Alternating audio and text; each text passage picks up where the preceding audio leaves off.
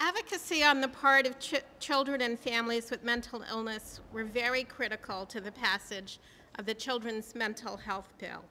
At the State House and at forums across the Commonwealth, parents told their stories, children told their stories of the challenges that they face in receiving proper care. Mary Ann Tufts and her family have shared the life story of their beautiful daughter, Yolanda, and her struggles with mental illness, which ultimately took her life.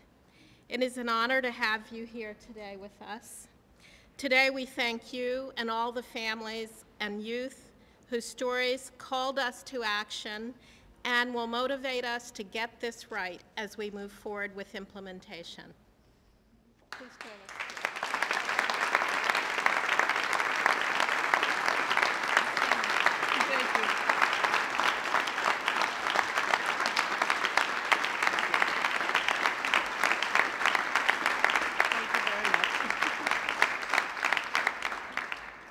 I think all the parents here might agree that it's not so courageous in comparison to sitting in a hospital ER for 3 or 4 days with your child as it is to stand up and speak. So thank you for that all.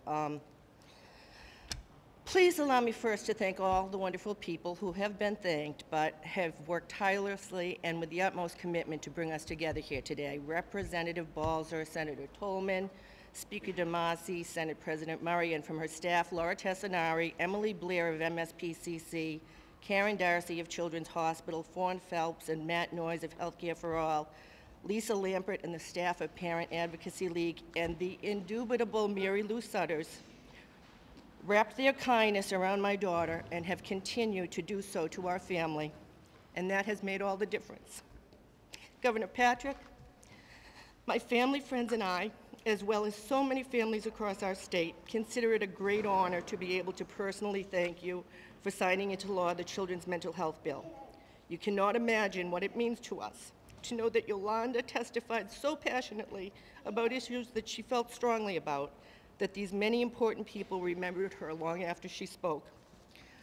For us to know that Yolanda's voice, most often loud, very often filled with joy and giggles, sometimes compassion, disappointment, and oh so many complaints, will continue to be heard on behalf of the children and families who follow us through the journey and struggle of mental illness, makes us smile from our hearts.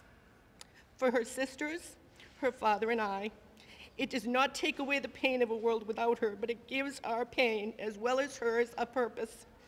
And that may be the only thing that keeps us going. And keep going we must with purpose.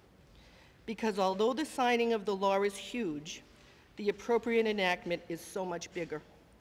To make what has been deemed necessary and appropriate happen within the financial constraints we all fear on so many levels is daunting.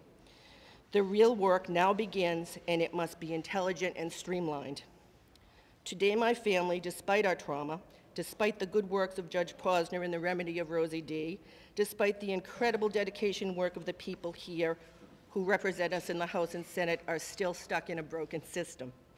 I pray that we will someday be able to say we were the last ones in.